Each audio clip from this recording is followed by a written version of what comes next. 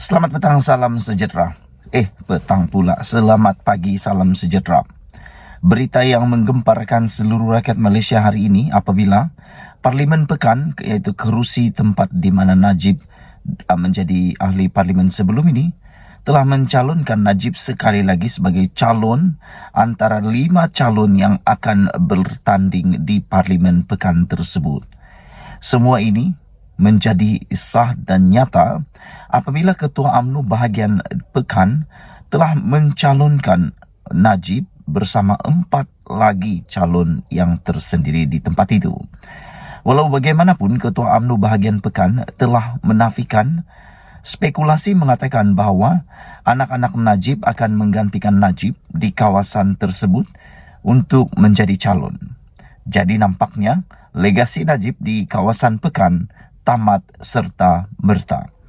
Kerana menurut ketua bahagian tersebut, tidak ada anak-anak Najib yang akan dicalonkan di kawasan tersebut, meskipun kalau Najib tidak layak dicalonkan di kawasan tersebut, orang lain yang akan menjadi calon di tempat tersebut. Namun demikian, menjadi berita buruk kepada orang yang akan menang di kawasan tersebut ialah mereka ataupun sesiapa yang menjadi calon di tempat itu sekiranya menang, haruslah bersedia untuk menyerahkan kerusi tersebut kepada Najib selepas Najib mendapatkan pengampunan, kata Ketua UMNO bahagian tersebut. Yang menjadi tanda tanya sekarang ini ialah begitu yakinnya mereka bahawa Najib boleh dicalonkan di kawasan tersebut. Sejauh mana mereka yakin ini?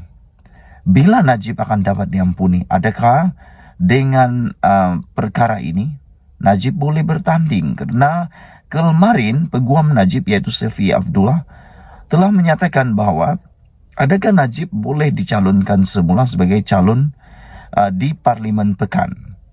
Ada pertanyaan beliau, bolehkah Najib dicalonkan semula di Parlimen Pekan?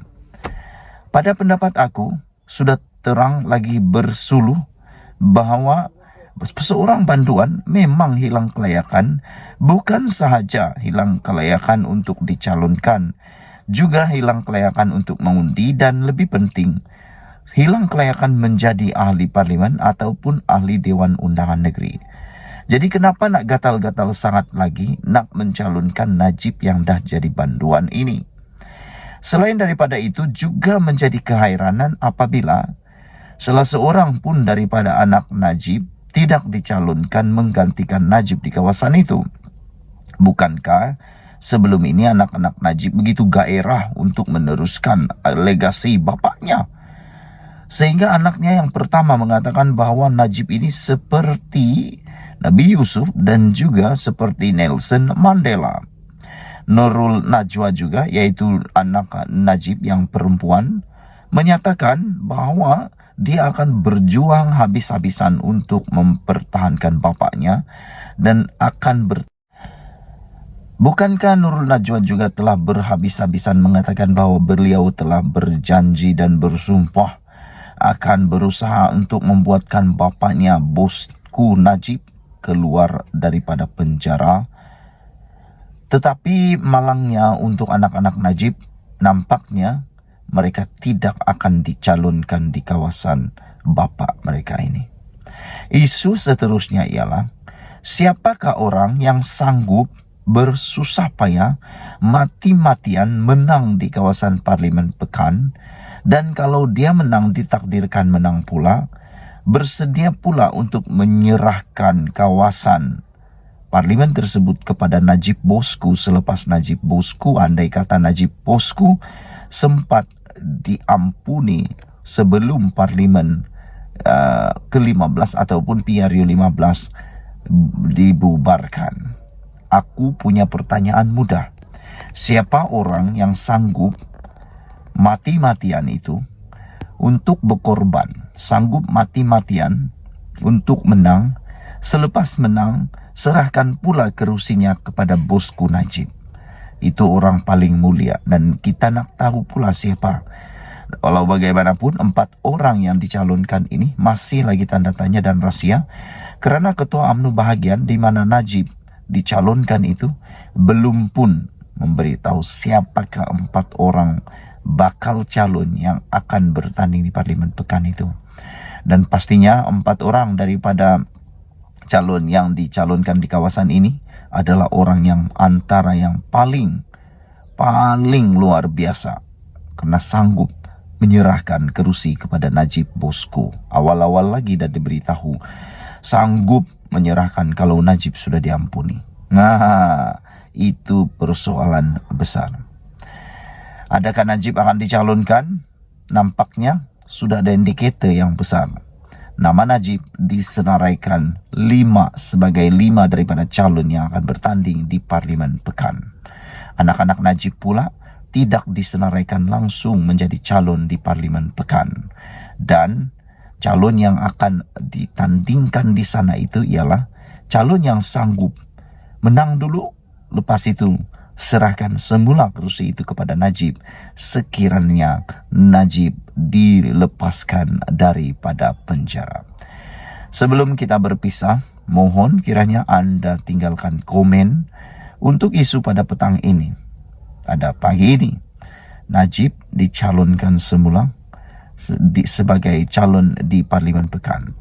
Kita jumpa lagi. Malaysia kita punya, kita jaga sama-sama. Cintai Malaysiaku. Bye-bye. Ini tambahan isu aku. Ada seorang mesej aku selepas aku memaparkan tentang konten sebentar tadi pilihan raya. Dia akan diadakan pada bulan November dan telah dibubarkan, Parlimen telah dibubarkan. Beliau kata ini satu berita yang baik. Wah, dari positifnya baik. Aku pun setuju dengan dia. Dia kata Ismail Sabri Yaakob sebenarnya telah tersilap langkah. UMNO telah tersilap langkah. Aku pun heran, apa yang silap langkahnya membubarkan Parlimen? Dia kata begini, kalau Parlimen telah dibubarkan, PRU pada waktu banjir benar-benar berlaku. Dia kata semua penduduk akan dikumpulkan dalam satu tempat, yaitu pusat pemindahan banjir. Dan beliau kata SPR telah berjanji akan menyempurnakan PRU itu dengan sebaik-baiknya. Dan mungkin ada kemungkinan PRU akan dibuat di pusat pembuangan undi, tempat di mana orang-orang yang kena banjir, pemindahan banjir ini berkumpul.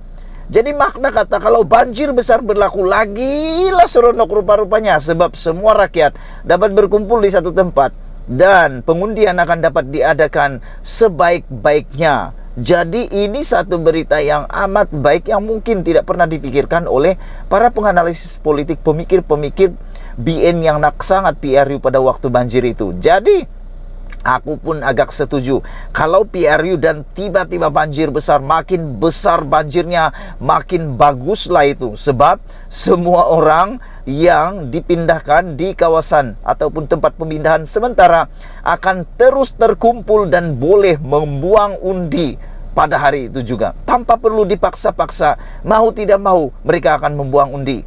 Sama ada mereka memilih siapapun, itu lain cerita. Yang pentingnya mereka akan dapat membuang undi dengan lebih mudah.